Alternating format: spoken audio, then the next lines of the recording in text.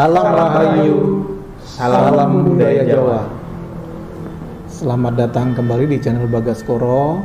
Hari ini kita spesial ingin mengucapkan turut berduka cita untuk almarhum Swargi Bapak Haji Ki Mantep Sudarsono. Semoga Swargi almarhum Ki Mantep Sudarsono diterima amal perbuatannya di sisi Tuhan Yang Maha Esa. Amin. Amin. Hari ini kita mau bahas spesial tentang Pak Mantep ya. Walaupun kalian sebentar pernah bertemu dengan Pak Mantep, ketika itu kalian masih kecil ya, kalau nggak salah ya. Ya. Saya akan bertanya sama Ananda Dio, kira-kira kesan Ananda Dio terhadap almarhum Pak Mantep itu seperti apa? Ya mungkin setelah disampaikan oleh Bapak tadi mengenai ucapan duka cita untuk almarhum Ki Mantep Sudarsono, saya pribadi sebagai penonton wayang Pak, Ya. Mas Bagas juga ingin mengucapkan lagi turut berduka cita, turut berbelasungkawa atas kepergian almarhum Ki Mantep Sudarsono, karena beliaulah yang telah telah menerangkan jagat dunia pedalangan Indonesia menjadi maju karena kerja keras beliau. Nah, mungkin kalau dari saya Pak tentang sosok almarhum sang maestro Ki Haji Mantep Sudarsono, mungkin saya belum pernah bertemu langsung dengan ngobrol seperti ini Pak, tapi dengan melihat sosok beliau ini, sosok almarhum, saya pertama kali Pak ingat dengan salah satu iklan Pak, mohon maaf saya menyinggung iklan, suatu iklan produk obat ya, itulah mungkin gak saya sebutkan produknya. Betul. Dan iklan itu sangat booming sekali Pak pada waktu itu di pertengahan 90-an sampai 2000-an awal. Ketika itu juga saya waktu itu sering menonton, maksud saya ada televisi swasta nasional yang menyiarkan siaran wayang kulit setiap malam minggu Pak.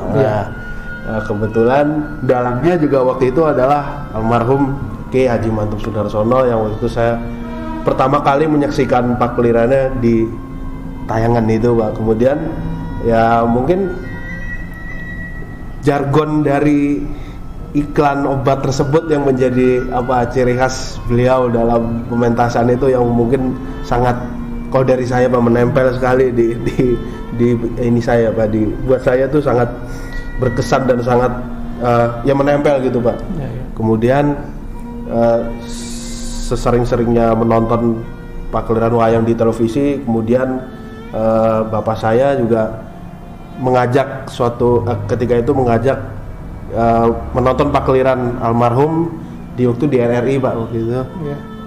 Tepatnya di awal tahun 2000-an, menonton langsung pakliran beliau, namun tidak sampai selesai Pak, mungkin hanya beberapa jam saja, mungkin karena sudah terlalu malam. Kami berlanjut pulang. Lalu kemudian bapak saya membelikan VCD Pak, VCD rekaman pakliran padat yang dibawakan oleh Ki Mantep Sudarsono almarhum, dengan membawakan cerita, saya masih ingat Dewa Ruci gitu. Dan itu konsepnya sebenarnya itu juga tayangan untuk televisi Pak, tayangan wayang pakliran padat untuk televisi dikemas dalam pakliran padat dan ada teksnya Pak. Mungkin Bapak tahu sendiri tayangan tersebut ya Pak. Saya nggak menyebutkan stasiun TV-nya dan nama acaranya gitu. Ada teksnya, sehingga saya yang waktu itu belum mengerti wayang jadi mengerti artinya Pak, apa yang kata-kata yang diucapkan oleh almarhum Ki Mantep Sudarsono. Menurut saya jadi ilmu baru, wawasan baru, dan itu juga yang membuat saya akhirnya tertarik untuk belajar mengenal lebih dalam tentang wayang itu sendiri. Dari saya itu Pak. Nah, kalau Anda Bagas, apa kesannya? Kalau pesan saya untuk almarhum Ki Mantap Sudarsono ya sama seperti Mas Dio, mungkin kalau untuk dekat mungkin tidak, tapi kebetulan dulu kan saya pernah belajar mendalang. Nah, belajar mendalang itu kurang lebih sekitar 3 tahun lah, Pak. Nah, terus dikenalkan dengan guru saya pada Ki Mantap Sudarsono itu. Nah, itu Ki Mantap itu merupakan dalang yang inspiratif, Pak. Dan selama belajar mendalang itu saya terinspirasi dengan permainan wayangnya itu yang sangat ciamik, sehingga dia mendapat julukan dalang setan itu karena kelihayannya dalam memainkan wayang gitu, Pak. Dan mungkin seperti Mas Dio bilang ya, yang sosok beliau yang cukup inspiratif gitu, mungkin dengan sering melihat paklirannya, sering melihat permainan wayangnya itu menurut saya sungguh luar biasa. Dan dengan kepergian beliau ya, kami yang mencintai budaya wayang khususnya dan pedalangan merasa kehilangan sosok beliau gitu.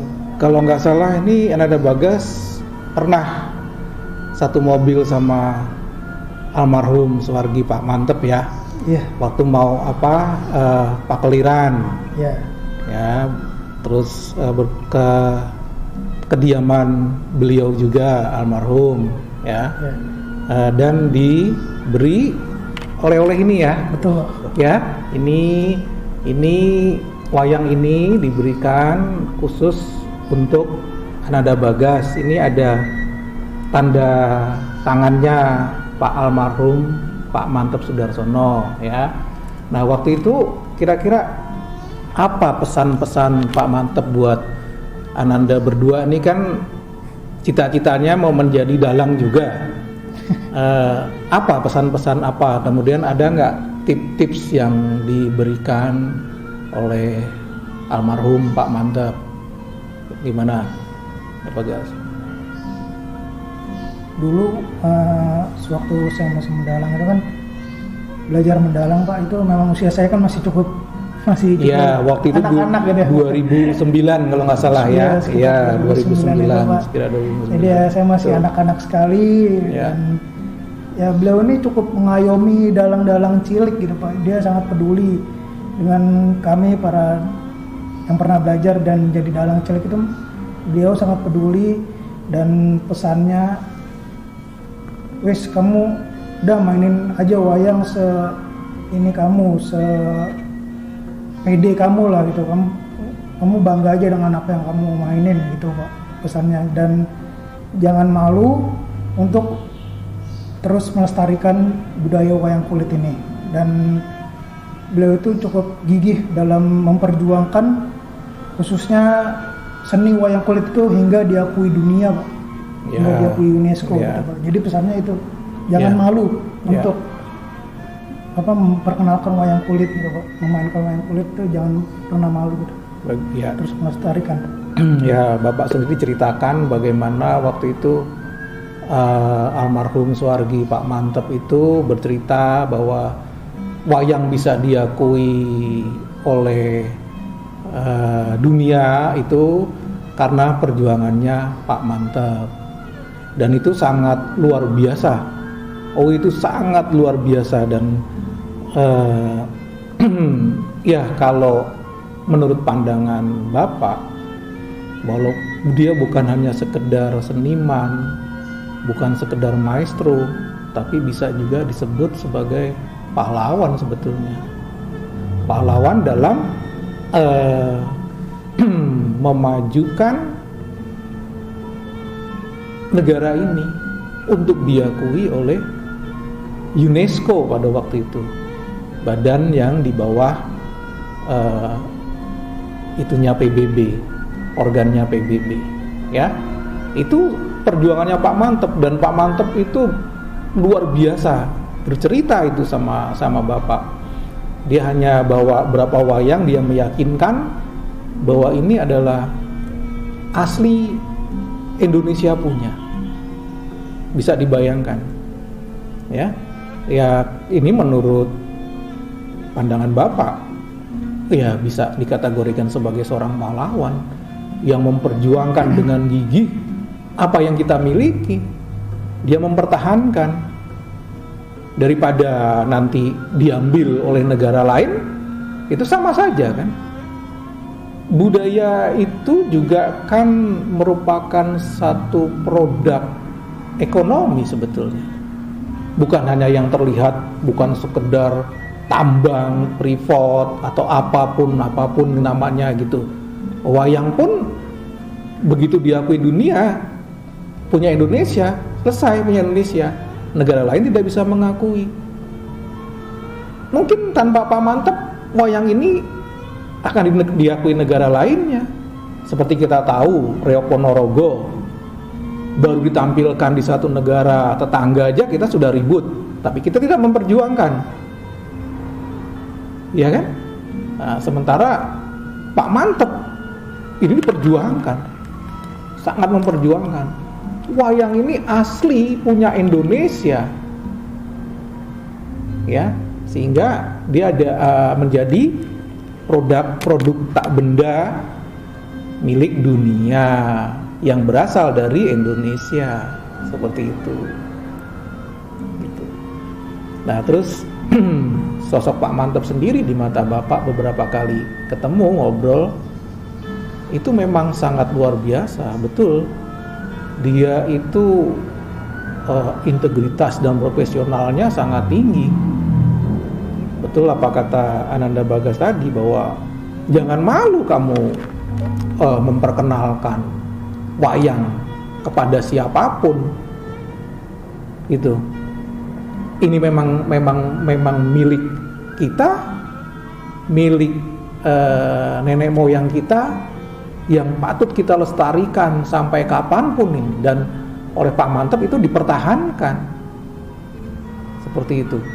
Dan dia tuh mengayomi sekali dalam siapapun, dia rangkul, dia kalau minta nasihat dia beri nasihat. Kalau dia sampai ini diberikan kepada Ananda Bagas ya, kalau nggak salah ya, 2009 waktu kita berkunjung ke rumahnya ya, di Solo ya.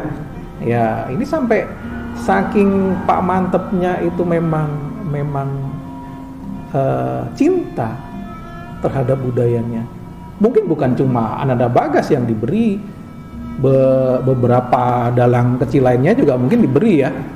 Tapi memang dia waktu itu katanya sih ini termasuk salah satu wayang favoritnya.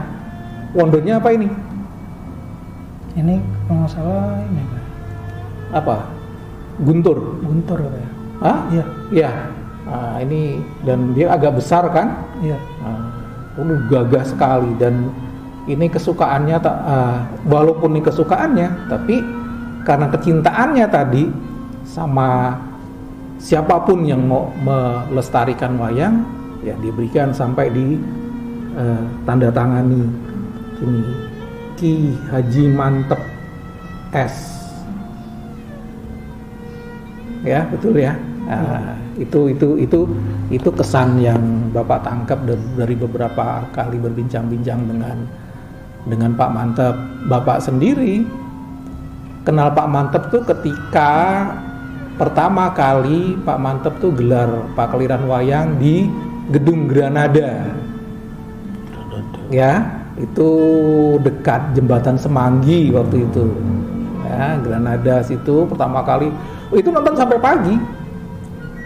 Itu kalau nggak salah bayarnya Rp5.000. Ya, nonton penuh setiap malam minggu. Tiap malam minggu, hanya tidak malam minggu, dia sebulan sekali kalau nggak salah pada waktu itu. Banjaran Bimo. Wah, itu Bapak berkesan ketika lakon Gondomono Luweng ya, kalau nggak salah ya. Nah itu Bapak berkesan bagaimana Pak Mantep membawakan lakon itu secara emosional. Kita tertarik dalam suasana yang dibawakan, cerita yang dibawakan oleh almarhum Suwargi Pak Mantep. Nah, kecintaan itu, wah, ini dalang luar biasa pada waktu itu. Tahun berapa ya? Kalau nggak salah itu sekitar 89, 88, belum sampai tahun 90-an kalau nggak salah ya.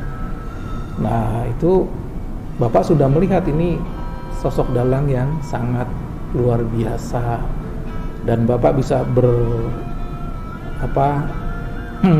ngobrol, berdekatan, makan bersama sama Pak Mantep itu ya senang sekali gitu.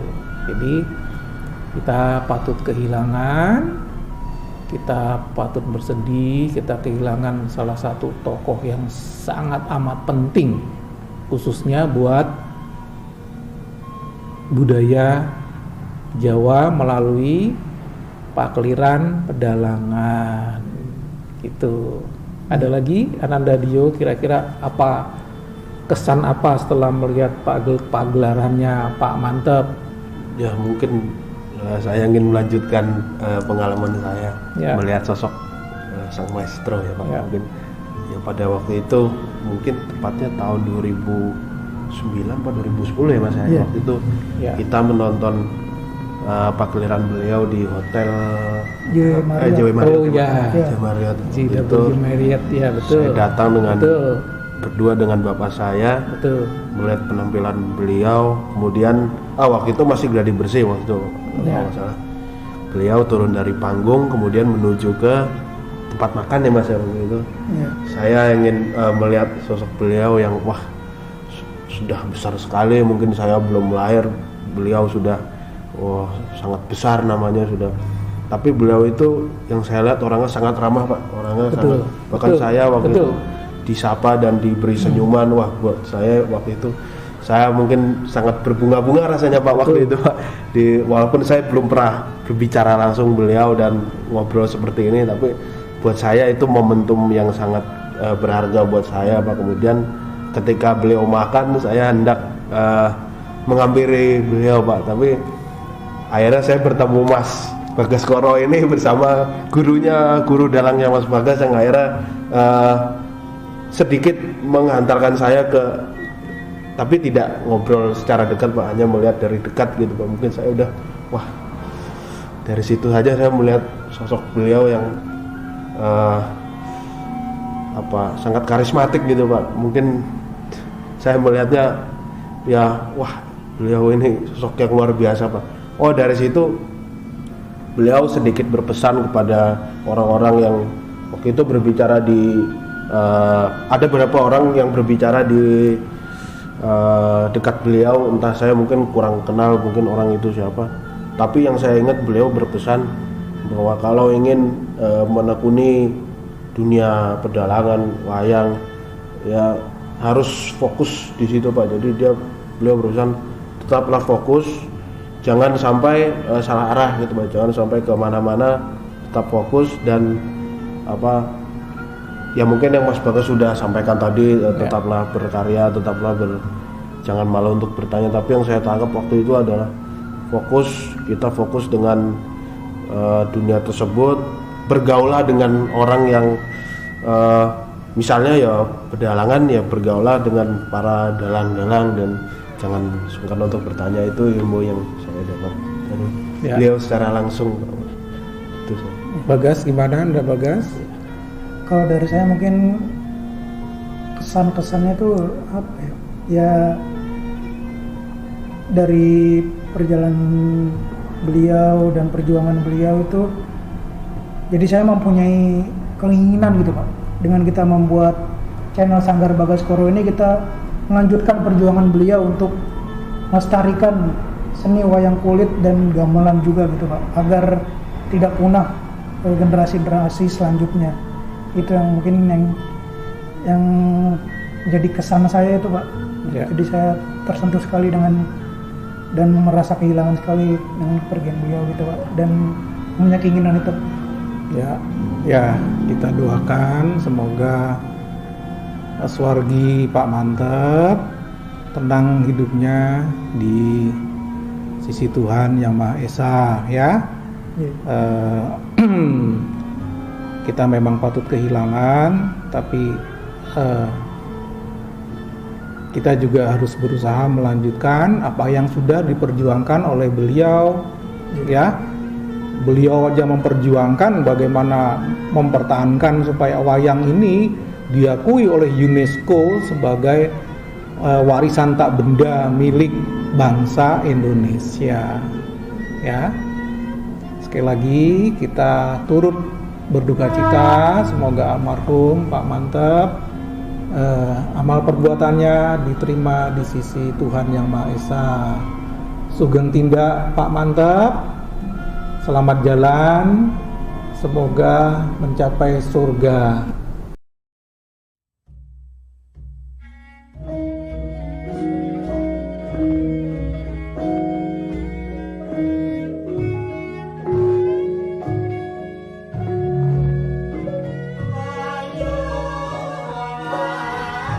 Berhubung wayang itu tahun 2003-2004 sudah mendapatkan penghargaan dari UNESCO. Wayang adalah karya agung budaya dunia. Yang berangkat saya Mbak, yang berjuang saya mati-matian. Walaupun pemerintah mengakui atau tidak terserah, monggo. Tapi saya sudah berjuang untuk negara dan bangsa saya melalui wayang. Mendapat pengakuan yaitu dari PBB, dari UNESCO. Itu maka saya menekankan, bu iya, mari pemerintah ini memperhatikan kepada kesenian, terutama ya dalangi. Gitu. Paling tidak ya pemerintahnya gelem wayangan gitulah. Jangan hanya ben-benan Mbak. Mbok wayang dipikir. Katanya wayang itu punya kita sendiri, punya bangsa Indonesia. Kenapa nggak dipikir gitu? Mari kita dipikir bersama-sama. Pemerintah mau memikir, dalangnya berkreasi, menurut zamannya, masyarakatnya mendukung. Tidak usah masyarakatnya itu tahu wayang, tapi ada pengakuan. Wayang itu punya saya, itu sudah baik.